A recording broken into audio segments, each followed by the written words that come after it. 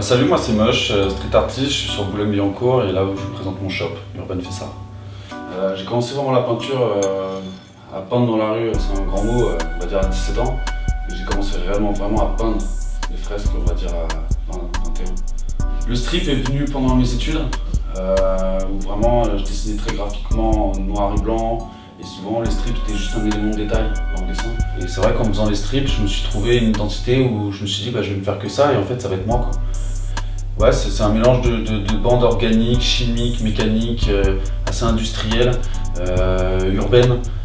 C'est une façon un peu de voir la ville, version 2.0. On a ce protagoniste qui va aller peindre, faire sa petite œuvre en loose dès la nuit et puis au final, voilà. Donc on raconte vraiment une histoire dans Boulogne avec la scène musicale, le métro, notamment on a mis aussi la Panthère Rose en action dans des films comme Las Vegas Parano où on va refaire le mur, Breaking Bad, Pinky Stardust de l'album Ziggy Stardust de David Bowie, Pink Marley.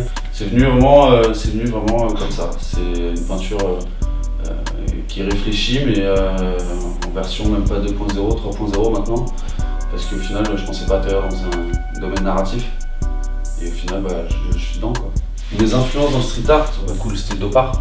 En plus, notamment parce que c'est un artiste français. Et puis pour l'avoir rencontré, c'est un garçon super gentil et qui est riche de connaissances au final sur la peinture. Donc un bon exemple pour moi en tout cas. Je pourrais te dire Léos Djeméos pour justement leur personnage, leur histoire de justement deux jumeaux qui peignent dans la rue ensemble.